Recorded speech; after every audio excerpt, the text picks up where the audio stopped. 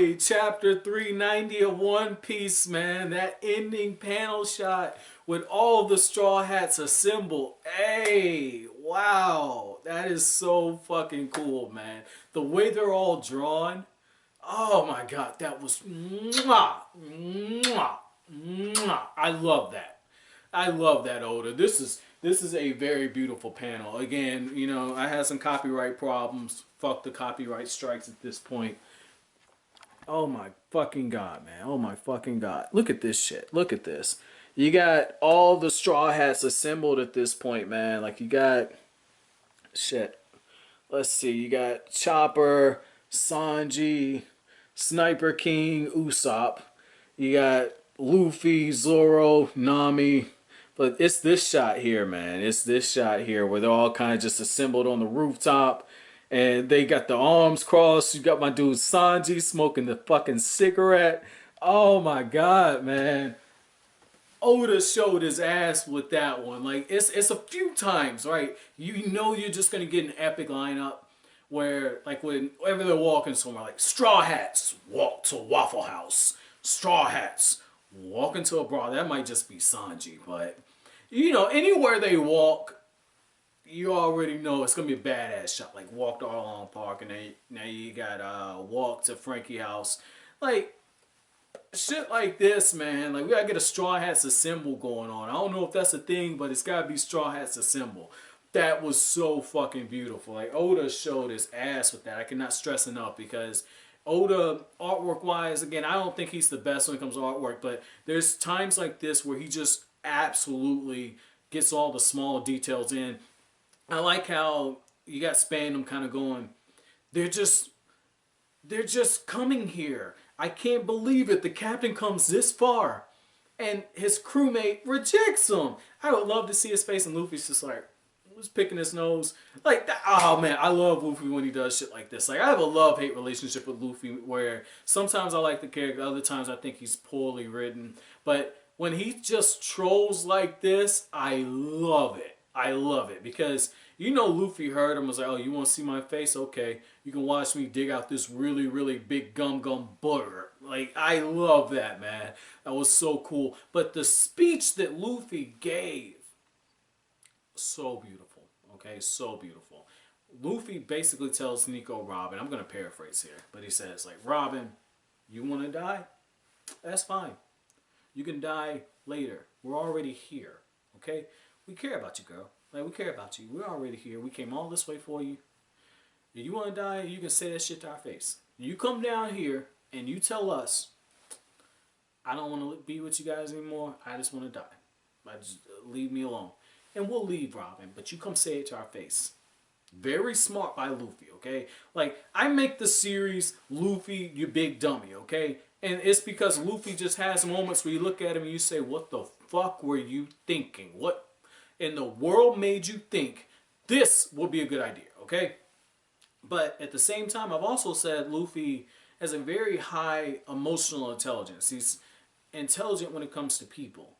And Luffy at this point really resonates with me, because he's basically telling Nico Robin, like, hey, I'm calling your shit. I think that if we leave you alone, you'll go through with this. But if you come here to my face, I know you love us enough to where you're not going to let that happen. And it's something you can apply with just real life, where people can say a lot through text message, through direct message, but at the same time, and through the keyboards, especially through the keyboards, some of you motherfuckers are savages. But, and I mean that in a good way. I love all you guys. But when people see you face to face, those walls break down, okay? And at the same time, like, reverse psychology too. A lot of times when somebody's on the edge like that, they just need somebody there to say, I care about you, and I'm going to use a cliche, but to hold them tight and don't let them go. And the reason why I'm saying that is, like, I remember one of my first girlfriends in college, right? She had real suicidal issues, like, she was right there on the shit, like cut herself and everything, right? And I used to joke with her. I was like, girl, Ain't no way in hell I'm cutting myself. Are you fucking kidding me? I don't even like needles and going to the doctor. Think I'm gonna take something and just start cutting on my wrist and shit. But the thing is like, I remember one time, like, she was talking fucking crazy, okay? And it got to a point I had to leave because I couldn't deal with it. But the thing is, it's like she was talking really crazy, and she was about to get checked into the ward, like the you go to like when you're on suicide watch and all that, and it's right before all this is going on, and I'm getting ready to call mom and dad and let them know what's where their daughter is. And I told her, I was like, look, like, you're saying all this shit over the phone. I'm driving over there now. I'll be at your apartment in a few minutes. Because I didn't let her know that I'm driving there. I just told her, I was like, yeah, no, I'm driving out to the gym. You know, what's going on? And I just realized, I said, if I get down to the apartment, I can talk her out of this. And sure enough, when I got there, that's what I did. I did something similar to Luffy, where I told her, I was like, look, like, you talked all this shit over the phone about how you didn't want to live anymore, about how all the stuff you went through in the past is just getting to you. Well, I'm here, pulled her into a hug, and I told her I'm not going anywhere. And I stayed with her the whole night, listened to her talk, say the same shit I had heard 1,000 times before, and just different variations of it, the same stories. But I say that to say, Luffy is doing a similar thing. He's like, look, Robin, I know from Aokiji, and I know from, especially with what Iceberg said to Nami and Nami passing on, Luffy's like, I understand that you've been through some fucked up stuff. We've all been through some fucked up stuff. We can just all be fucked up together, stay with my crew, come down here and tell me what's going on, and we'll work through this. That was a real captain level move by Luffy, and one of the things I like to do, I like to chronicle Luffy's rise and fall as a leader and just to see his growth. And I really feel like if Luffy didn't travel with Vivi, this wouldn't have happened. You know, I know from some of you guys' comments that people really didn't care for that portion of the earlier part of the series where Vivi was with Luffy, but it's after that, between like Drum Island and Reverse Mountain all the way to Alabasta, it's after that moment you saw a lot of changes in Luffy, subtle changes, and this is yet another one of them. And I feel like it's Vivi's influence, because Vivi's the one that taught him, like, sometimes things are bigger than yourself. Your crew is bigger than yourself. Your crew's safety is bigger than you. Sometimes you have to do what you don't want to do. Like when Luffy didn't want to put his head down to Dalton, Vivi bowed down and made him bow down as well. So this was good. This was good just to see that. Now, I do think that, like, the build up, because I got away from that, but I think the build up of what everything happened, where you got Nami and she's just like fighting her way through, and she and Chopper get up first, because when they're fighting that huge giant thing, I'm like, yo, there's no way in hell they're getting jammed up. But Nami and Chopper, epic entrance. You know, I love me some Nami, man. Like, love me some Nami. I'm good with that shit. But then you got Zoro, right? Zoro of all people. This is why I fucking love this shit. Zoro shows up and he's like, oh yeah, okay, I gotta go this way. And I'm like, this motherfucker's not gonna show up until 30 chapters later. And then even 3 panels later, like, Zoro just cuts his way all the way up to the top of the roof, and he's cops the squat, and he's waiting. And Sanji makes the kick, epic entrance, and it's almost like the Super Sentai type of entrance. That's the Power Rangers, you know, if you guys don't know that. But makes the entrance. It's like, I'm the first one to get here. Robin, I'm your knight in shining armor, baby. I'm coming for you. It's like, Mosshead, you're here? Like, you know, that just fucked Sanji up. Sanji's just like, Zoro just cockblocked me. How I'm gonna make a move on Nico Robin, and this dude's here before me? And that's when Zoro, right? Zoro just trolls him. Zoro trolls his ass, man. Like, I love that. Just how Luffy picked his nose. I love it when Zoro kind of pokes at Sanji's buttons, right? Zoro's just like, what happened, man? Did you get lost? And Sanji says, who the fuck are you to tell me I got lost? Are you out your fucking mind? He didn't say it like that, but I'm paraphrasing. Oh man, I love that, man.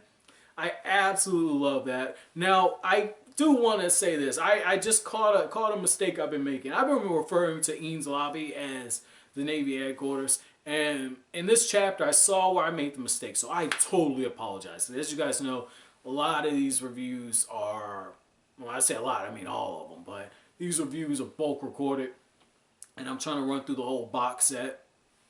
You guys should already know why.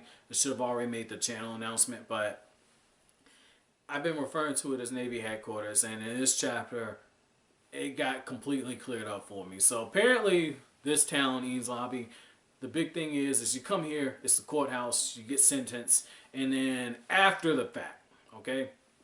After the fact, that's when you go through and like you have like the other pirates who, the former pirates, I believe that's how Left Bakersfield pointed out, like the judges on this, they're the sentencing people, if you will. They're former pirates as well. So that's on me. I totally apologize for that. But what I thought was interesting is the fact that I believe it was Paulie. Paulie says, I didn't expect there to be judges here. And he's kind of getting the works on him. And the Frankie family's like, we got to lower that drawbridge.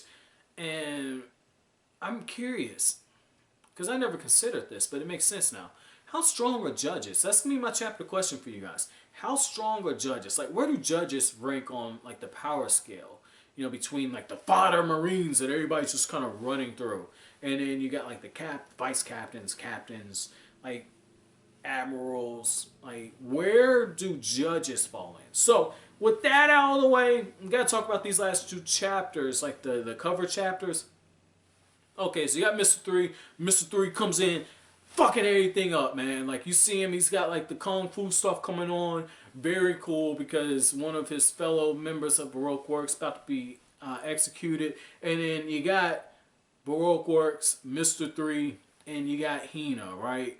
And they're getting ready to square off. And this is one of those times, because I know you guys said that, you know, Oda does the cover stories, and unfortunately, not Studio Period, Toei Animation, they do not animate any of the cover stories. This is one of those times, I gotta know, did they animate this? Because if they didn't, or if there's not an OVA for the Baroque Works portion of this story, I'm gonna be so fucking pissed. Because this is one of those times, like, if you're gonna do fill arcs, like, literally Oda just said, because Oda was a Dragon Ball fan, so I know he understands. Like, we had them wacky ass episodes where Goku and Piccolo were getting a fucking driver's license, and that was based off of a cover story. But then you had some where it was completely left field, had nothing to do with the fucking story. There was nothing in that shit, like the Other World Tournament, and Gohan with like the robot and the dinosaur. The dinosaurs in the manga, like the robot and the orphans and shit when it was training with Piccolo. Like little shit like that. Like we had some really horrible filler arcs in Dragon Ball, not to mention like the little loopings and shit. But like the gifs where the fights just like punches and kicks just redrawn over and over. But Oda just said, you know what, that's not going to happen in my series. I know my shit's going to be good. I don't get me a fucking anime. So this is what I'm going to give you guys. And it's Toei is like, yeah, I'm gonna put that shit to the side. So I gotta know, did they do this? Did they animate this arc? Or is there a movie or an OVA for this? I gotta know, man, because this is pretty damn badass, man. But as always, guys, if you like anything I had to say, don't forget to hit that like button. Don't forget to comment, rate, subscribe if you're new. Don't forget to share. Thank you so much for watching Kryptonian Saiyan. And we're almost at chapter 400, so I'm expecting big shit out of this next chapter. Have an awesome day, guys.